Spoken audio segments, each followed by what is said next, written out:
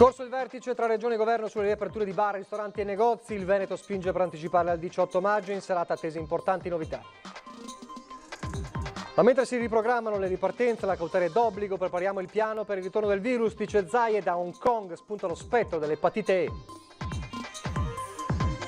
A una settimana dalla possibile riapertura anticipata di bar e ristoranti, la situazione per il gestore è tutt'altro che chiara. Troppi ancora i dubbi, dicono siamo con le gambe all'aria.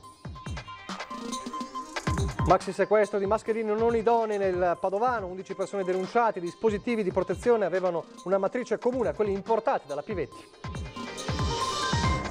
Domani in forma strettamente privata i funerali di Tommaso Redolfi, il giovane scialpinista travolto dalla valanga sabato mattina. Ieri raffica di interventi del soccorso alpino in montagna.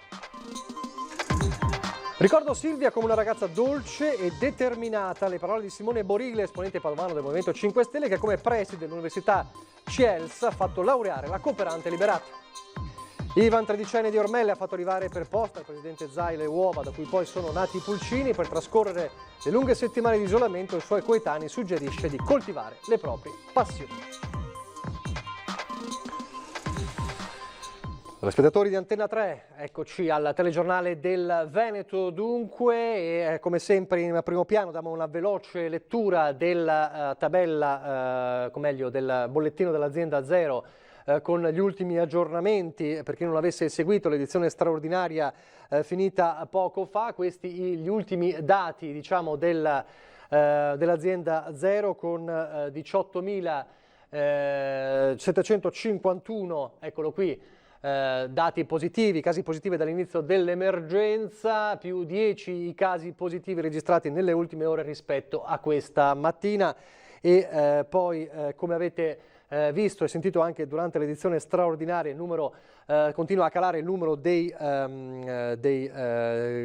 ricoverati in terapia intensiva, sia tra i casi positivi sia tra i casi negativizzati, mentre l'isolamento riguarda, se rivediamo la tabella, ecco, riguarda 5.015 persone. Questo è il dato che non è ovviamente mutato rispetto a questa mattina. I numeri insomma sono quelli di un costante calo in trend ormai da giorni. Il risultato, insomma il dato che fa ben sperare, che spinge poi la regione stessa a mettere sul tavolo, ed è in queste ore sul tavolo le richieste di poter riaprire tutto diciamo dal 18 di maggio, è in corso in questi momenti la videoconferenza Stato-Regioni e vedremo, appunto attesa la novità per capire se c'è il via libera a questa riapertura. Vi faccio rivedere il sondaggio lanciato nell'edizione straordinaria e che riguarda proprio la riapertura, o meglio una parte delle riaperture. Quando sarà la riapertura dei ristoranti lo vedremo nelle prossime ore.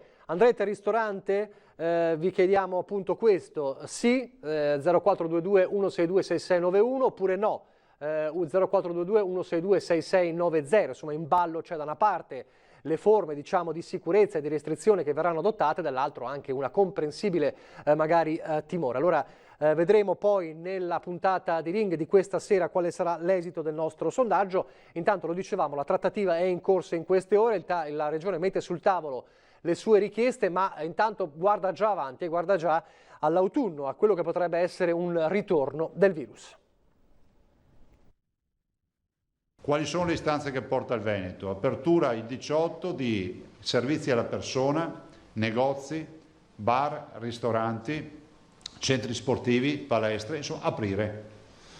E il turismo, anche per il turismo ovviamente, quantomeno per dar modo agli operatori turistici di iniziare a accendere i motori al minimo e di cominciare a pensare sui distanziamenti dell'ombrellone piuttosto che le attività da fare. Questa in sintesi la linea che la Regione del Veneto sta ribadendo al governo sul nodo delle riaperture nelle ore in cui dalla Confcommercio nazionale arriva l'out-out, quasi 270.000 le imprese che rischiano di chiudere per sempre, una corsa contro il tempo per riaprire in sicurezza tutto e il prima possibile, ma soprattutto senza burocrazia. Se ci sono delle linee guida sostenibili da parte dell'INAIL, affrontiamo tranquillamente anche questo aspetto. Connesso al tema della ripartenza del commercio e del turismo c'è quello degli spostamenti tra regioni, per questo ci vorranno accordi ad hoc.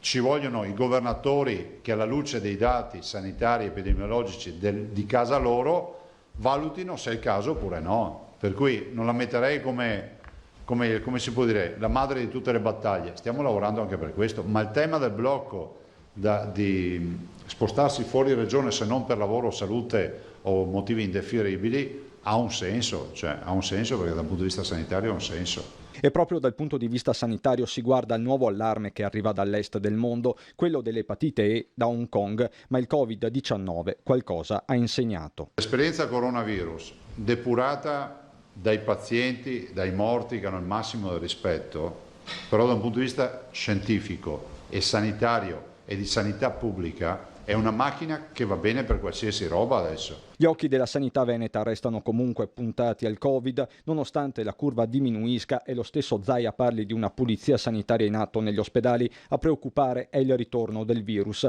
magari in autunno. Noi stiamo già preparando il piano d'azione, o meglio ce l'abbiamo già in piedi, per la possibile, ma non certa, reinfezione autunnale.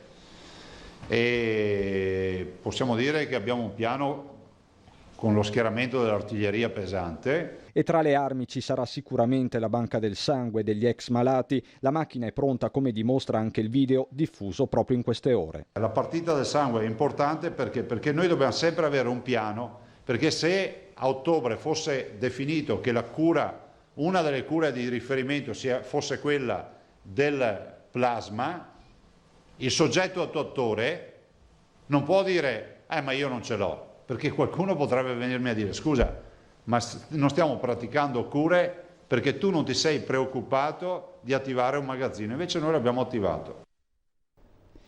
E allora questo magazzino, la banca del plasma, del sangue dei guariti, la Regione ha preparato un video che avete visto per pochi istanti nel servizio precedente, lo vediamo adesso integralmente. La banca del plasma della Regione Veneto contro il coronavirus. La sanità della Regione del Veneto ha sperimentato e confermato che i pazienti che hanno avuto la malattia sviluppano anticorpi che sono in grado di inibire l'infezione causata dal coronavirus. L'efficacia del risultato dipende dal quadro clinico generale. La persona per donare il plasma deve aver contratto la malattia. Se ha avuto solo il tampone positivo ma senza sintomi, oppure se ha avuto sintomi ma non è sicuro di avere avuto il coronavirus, non è idonea a donare il plasma. Negli asintomatici la quantità di anticorpi non è sempre sufficiente per curare il malato. Le ULSS invieranno una lettera a chi ha contratto la malattia, invitandoli a recarsi al centro trasfusionale della propria città e aiutare concretamente la guarigione di altri pazienti.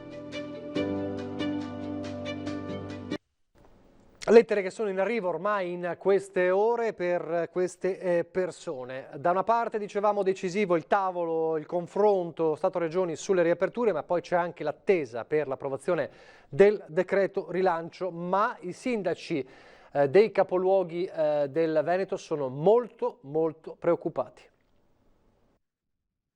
Lo Stato deve fare lo Stato, i comuni devono fare i comuni. Noi ci siamo, chiediamo semplicemente di essere ascoltati, abbiamo delle istanze, abbiamo delle proposte, abbiamo delle preoccupazioni, non chiediamo tanto, chiediamo mezz'ora di tempo al Presidente del Consiglio Conte per ascoltare quelle che sono le istanze dei sindaci veneti. Fronte comune dei sindaci dei capoluoghi di provincia del Veneto, da Belluno a Rovigo, da destra a sinistra, la voce è una sola ed è decisamente preoccupata. Nel mirino il decreto rilancio, quello che doveva essere il decreto maggio, e prima ancora l'aprile, una manovra da 55 miliardi ma che secondo i primi cittadini non fornisce strumenti e risorse sufficienti ai municipi. Leggi quindi servizi essenziali, asili e case di riposo, ma non solo, l'elenco è infinito. Noi continuiamo a mantenere uno spirito collaborativo e propositivo, però dobbiamo essere ascoltati. Anche questa mattina con i sindaci delle città capoluogo ci siamo confrontati, non è una questione politica, abbiamo fatto un fronte comune veneto che mette al centro le esigenze dei cittadini, dalla cultura, allo sport, al lavoro,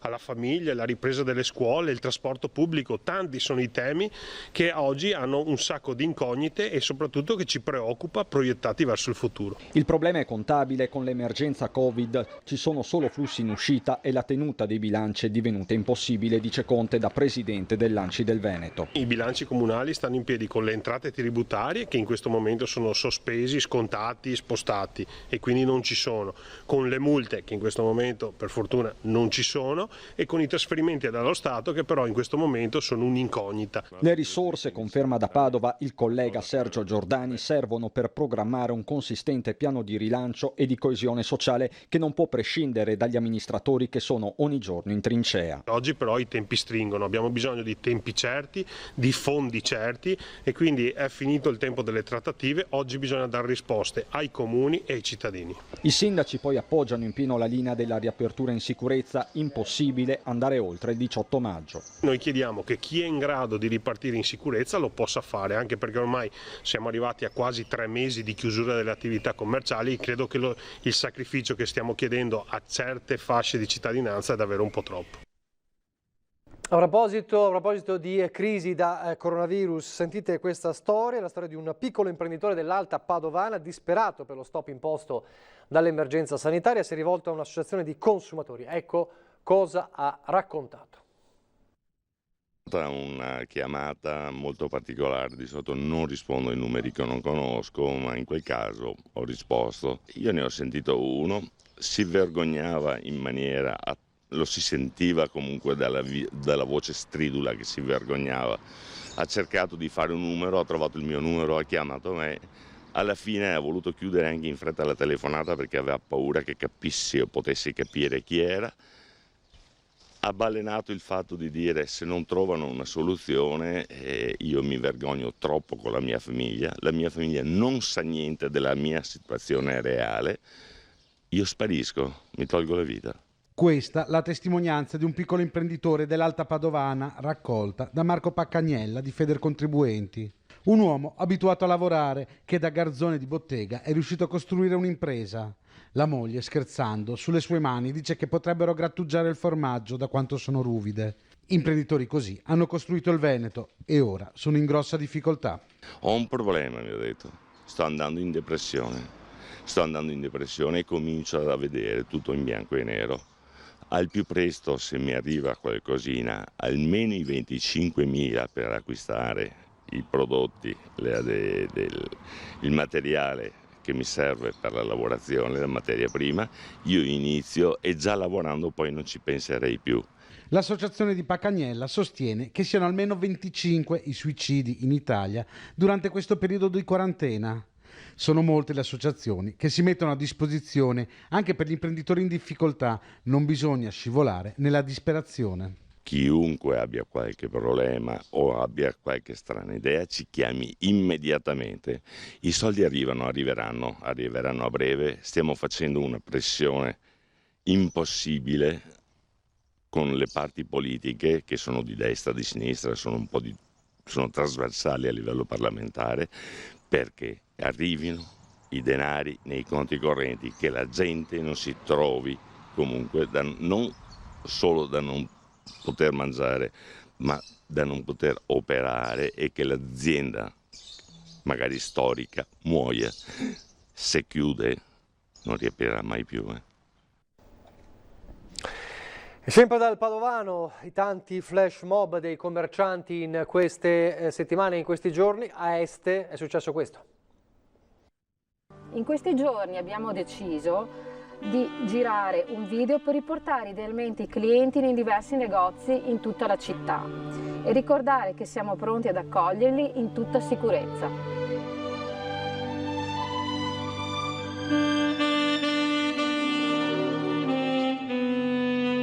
Spalancano le porte dei giardini del castello di Este, simbolicamente sono quelle dei loro negozi chiusi da mesi. I commercianti hanno dato vita ad una singolare flash mob per lanciare un messaggio importante ai loro concittadini e alle istituzioni. Sono pronti a ripartire in sicurezza. Mascherine, guanti, igienizzazione dei locali, i negozi saranno sicuri, dicono gli esercenti, che hanno girato un video con spettacolari immagini dall'alto di Este per rilanciare le loro attività messe a dura prova dal lockdown. Al centro dei giardini del castello, I Love Este, un invito ad acquistare nei negozi del paese per far ripartire le attività. In sottofondo la musica del sax di Marco Bollanni, che suona la famosa aria della Turandot, diventata colonna sonora della rinascita dell'Italia.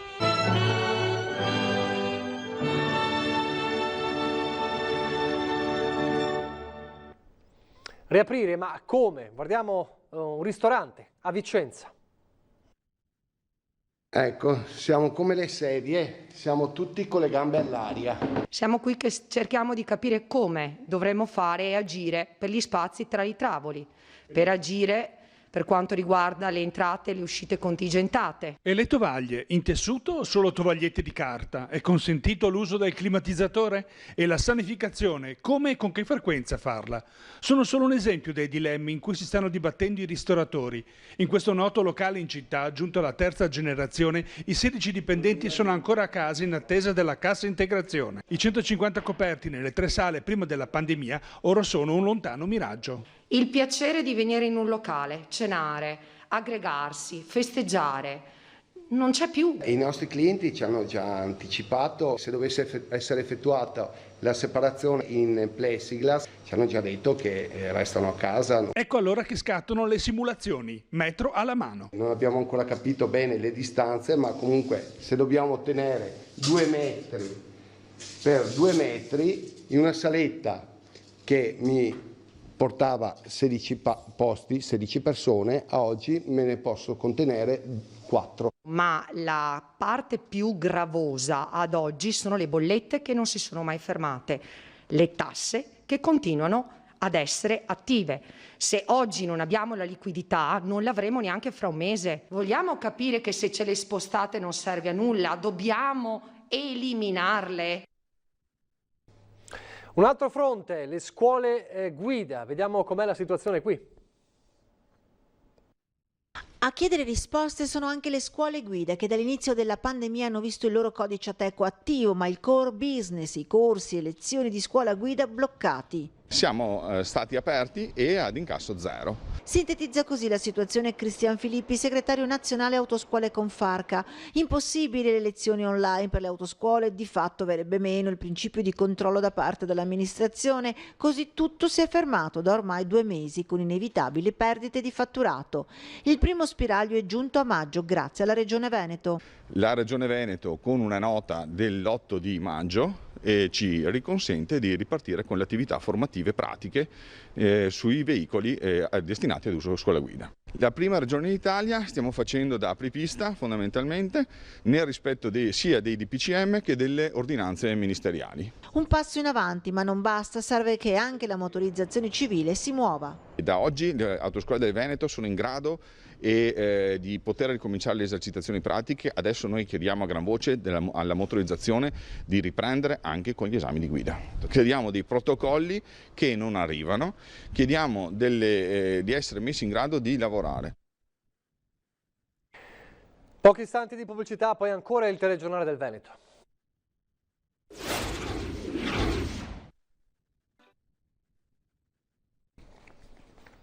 Rieccoci in diretta, il telegiornale del Veneto, ripartiamo dalla cronaca legata al coronavirus, un maxi sequestro di mascherine. Fondamentale per la fase 2 la sicurezza dei dispositivi di protezione, mascherine e gel igienizzanti che fanno parte dell'uso quotidiano e sono necessari per poter riaprire aziende e attività. Da qui è partita la vasta operazione della Guardia di Finanza di Padova insieme alla Camera di Commercio e all'Università, che ha portato al sequestro di oltre 400.000 mascherine chirurgiche con marchio CE regolare. 388.000 sono state trovate in 2 ditte di Veggiano e Saonara, i cui rappresentanti legali sono stati denunciati per frode in commercio. In una delle aziende sono stati trovati anche 36.650 imballaggi con etichette con il marchio CE illegale. Stesse accuse sono rivolte anche ad un rappresentante legale di una ditta di Carmignano di Brenta, a cui sono state sequestrate 195.000 mascherine. Abbiamo sequestrato complessivamente quasi 700.000 mascherine di diversa natura, accompagnate da certificati falsi o comunque spacciate per dispositivi medici o dispositivi di protezione individuale senza averne le prerogative e le caratteristiche fisiche e senza avere le relative certificazioni rilasciate dagli enti autorizzativi Dall'inizio del lockdown le Fiamme Gialle hanno sequestrato quasi 700.000 mascherine. Inoltre in quest'ultima operazione sono stati trovati 1.600 litri di prodotto detergente, riportando un'etichettatura capace di trarre in inganno il consumatore spacciandolo per igienizzante. Nei 111 controlli in tutto il Padovano sono state denunciate 11 persone. I sequestri hanno riguardato anche negozi al dettaglio. Le mascherine irregolari sono state tolte appena in tempo dal commercio. Denunciati anche i titolari di 2 parafarmacie che vendevano le mascherine a prezzi spropositati con rincari fino al 2400%. L'Università di Padova ha avviato così un progetto che aiuta le aziende del territorio nella valutazione tecnica di mascherine e di altri dispositivi, sia fabbricati che importati. Legalità e la sicurezza, le due cose non si possono scindere. Non rispettare le regole non è solo una frode economica, ma è mettere a rischio la sicurezza dei cittadini. Una parte delle 700.000 mascherine sequestrate dalla Guardia di Finanza di Padova presenta una matrice comune con quelle finite nell'inchiesta della società dell'ex presidente della Camera Irene Pivetti. Saranno celebrati domani in forma strettamente privata i funerali di Tommaso Redolfi, il 23enne giovane sci alpinista bellunese travolto da una valanga che si è staccata sabato mattina, lo ricorderete, l'abbiamo raccontato sulla Tofana di Rozes, un fatto ovviamente che ha destato profondo cordoglio nella comunità. Ieri intanto una raffica di interventi del soccorso alpino in montagna per il recupero di escursionisti e alpinisti in difficoltà. Vedremo questo servizio nel telegiornale di Treviso, nella parte diciamo bellunese del telegiornale di Treviso. Adesso invece parliamo di Silvia Romano, la cooperante liberato dopo 2 anni di sequestro, le polemiche che ne sono conseguite. A parlare di Silvia Romano un ricordo è di Simone Borile, esponente del Movimento 5 Stelle, che però è stato anche suo insegnante. Sentite. Silvia Romano è tornata in Italia, l'annuncio sabato, e domenica il rientro a Roma. Simone Borile, già candidato sindaco a Padova con il Movimento 5 Stelle e consigliere comunale, conosceva la cooperante italiana. La ragazza infatti si è laureata nel 2017 in mediazione linguistica al CIELS di Milano, l'istituto che insieme alla sede di Padova Borile dirige. Con lui aveva dato anche un esame di antropologia e il docente padovano era presente quando si è laureata. Una ragazza dolce ma determinata, ci racconta, che già quando frequentava l'università vedeva nella cooperazione uno strumento per aiutare le popolazioni africane. Sulle polemiche di queste ore, sentite cosa ci dice. La ragazza mi ricordo molto bene perché ha seguito anche un mio esame universitario e anche perché l'ho di fatto proclamata io dottoressa, in quanto ero presidente della commissione quando venne proclamata. Proprio in quegli anni ricordo come programma didattico analizzammo i matrimoni forzati e le mutilazioni genitali femminili, quindi dire che Silvia sia stata in un qualche modo obbligata a un matrimonio forzato, questo non lo possiamo dire fin tanto che non conosceremo le sue dichiarazioni. Quello che posso dire è che sono contento, sono felice, mi sono commosso quando l'ho vista abbracciare i suoi genitori, la sua famiglia, e mi fa piacere che adesso, insomma, dopo 18 mesi di prigionia possa in un qualche modo anche stare in mezzo alle persone che ama, la sua famiglia. I pulcini nati nell'incubatrice nella sala della protezione civile di Marghera inteneriscono tutti da giorni. Allora sentite Ivan, uno dei giovani ragazzini che hanno donato le uova alla regione. Non ha un nome, ma questa qui è la gallina che fa le uova verdi. Ivan, 13 anni appena, al braccio tiene stretta una delle sue amate galline. Eccola è lei ad aver covato le uova che sono state spedite al presidente Zaia e dalle quali sono nati probabilmente i pulcini più famosi del Veneto. Io all'inizio volevo mandargliele, però perché le mangiasse.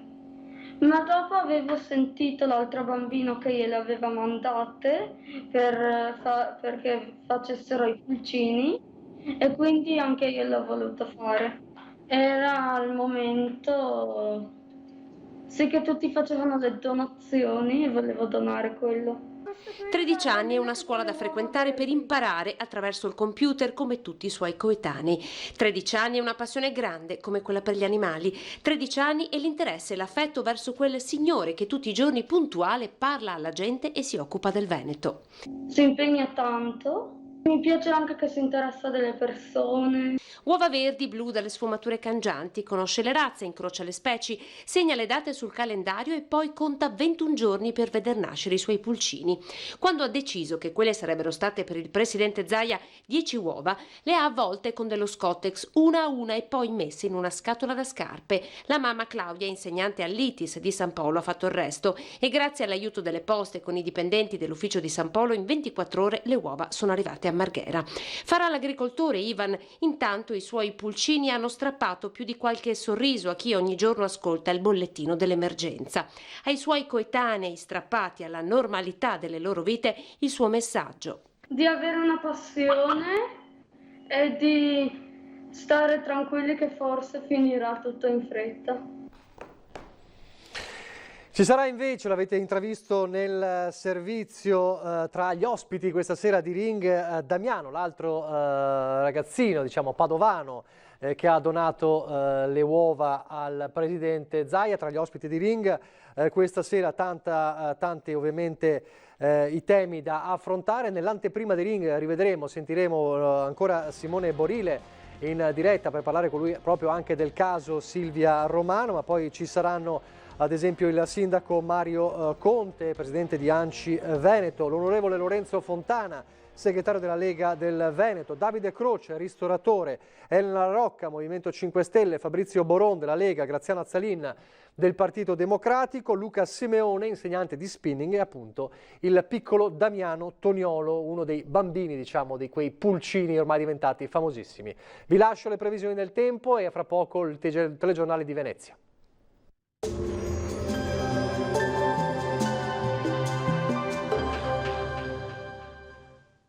Bentrovati al Meteo. La settimana è iniziata con l'arrivo di una perturbazione e dunque con un tempo instabile e una certa variabilità ci accompagnerà anche nei prossimi giorni. Il dettaglio di martedì 12 maggio. Sul Veneto al mattino sarà più asciutto e a tratti anche soleggiato, ma sarà col passare delle ore che il tempo tornerà a peggiorare con rovesci diffusi in montagna. I fenomeni saranno invece più a carattere sparso sul resto della nostra regione. Temperature minime fino a 13 gradi, valori massimi compresi invece tra i 18 e i 23 gradi all'incirca. Ci spostiamo ora sul Friuli Venezia Giulia, anche qui il cielo sarà a tratti nuvoloso con qualche schiarita, specie sulle pianure, ma anche con locali acquazzoni possibili un po' dappertutto. Temperature minime tra 10 e 13 gradi, massime tra i 17 e i 21 gradi. Infine uno sguardo alla situazione del Trentino Alto Adige, anche qui tempo instabile con alternanza di pioggia e sole ovunque. Temperature minime sui 12-13 gradi all'incirca, valori massimi fino a 21 gradi. Dal Meteo per ora è tutto, vi auguro un buon proseguimento in compagnia di Antenna 3. Arrivederci.